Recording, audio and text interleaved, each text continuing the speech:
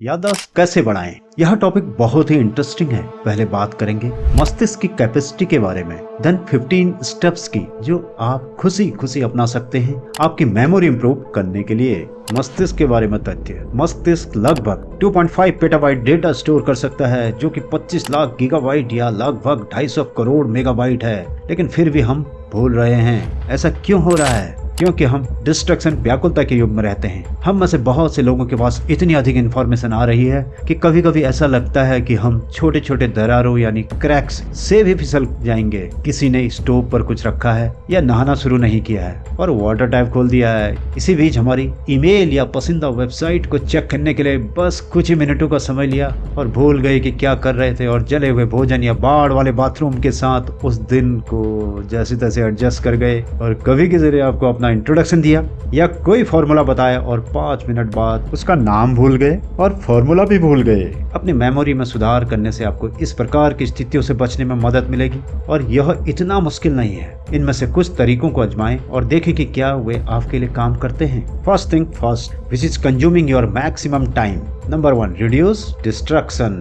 पढ़ाई या काम करने के लिए एक शांत जगह खोजें। अपने फोन या अन्य इलेक्ट्रॉनिक उपकरणों को बंद कर दें। किसी भी अन्य डिस्ट्रैक्शन को दूर करें जो आपकी कंसंट्रेशन में बाधा डाल सकता है, जैसे political fight, debate on TV. Second step है फोकस ऑन इन्फॉर्मेशन। उस इन्फॉर्मेशन पर ध्यान दें जिसे आप याद रखना चाहते हैं। जो भी टॉपिक इंपॉर्टेंट हो उसे किसी ऐसी चीज से जोड़ने का प्रयास करें जिसे आप पहले से जानते हैं। इससे आपको टॉपिक को अधिक प्रभावी ढंग से इनकोड करने में मदद मिलेगी। थर्ड स्टेप, इन्फॉर्मेशन को चंक करें। बड़ी मात्रा में टॉपिक के इन्फॉर्मेशन को छोटे छोटे अधिक मैनेजेबल हिस्सों में विभाजित करें और इस तरह से व्यवस्थित करें जो आपको समझ में आए। Fourth step, repeat and review. उस टॉपिक को दोहराएं जिसे आप याद रखना चाहते हैं और इसकी नियमित समीक्षा करें। याद रखने में मदद के लिए अपना सेल्फ टेस्ट लें। पांचवा स्टेप, यूज निमोनिक डिवाइस। स्मरणीय उपकरणों का प्रयोग कर सकते हैं। निमोनिक डिवाइसेस मेमोरी एड्स हैं जो आपको इन्फॉर्मेशन को किसी और चीज से जोड़कर याद रखने में मदद करते हैं। लिस्ट, फार्मूला या अन्य इन्फॉर्मेशन को याद रखने के लिए एक्रोनिम्स,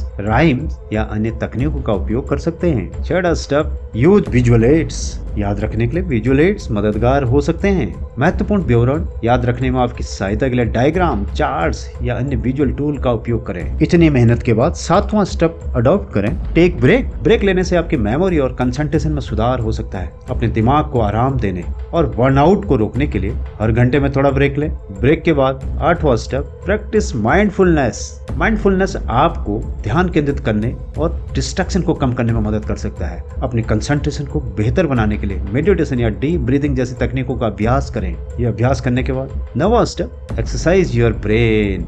ऐसी एक्टिविटीज में एंगेज रहें जो आपके मस्तिष्क को चुनौती दें, जैसे पजल्स, गेम्स या कोई नया स्किल सीखना। यह आपके मस्तिष्क को एक्टिव रखने में मदद करेगा और समय के साथ आपकी मेमोरी में इंप्रूवमेंट करेगा।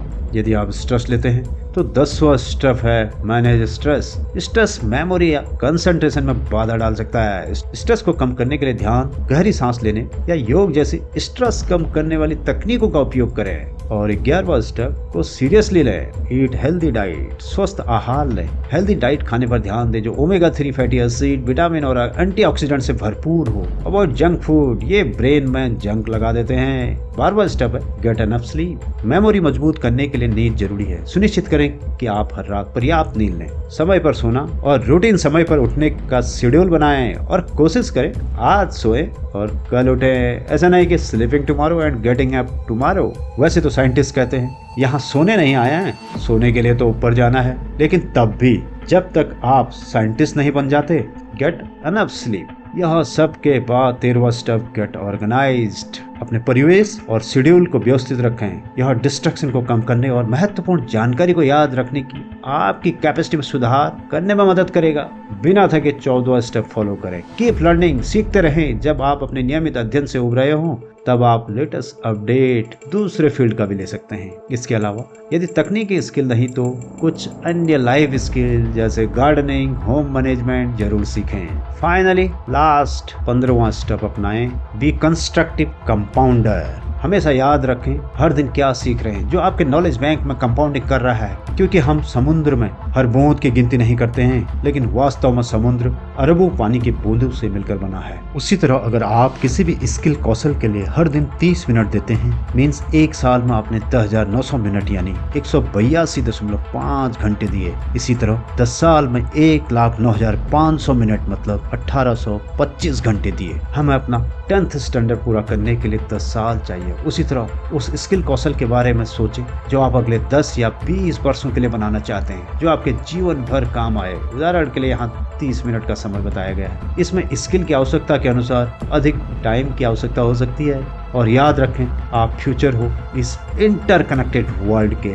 आशा करता हूँ आप इनमें से कुछ या सभी टिप्स अपनाकर ट्राई करेंगे और इन्फॉर्मेशन अच्छी लगी तो लाइक एंड शेयर करेंगे, because good information sharing means you are caring. Finally subscribe the channel for future motivation of yours and vice versa.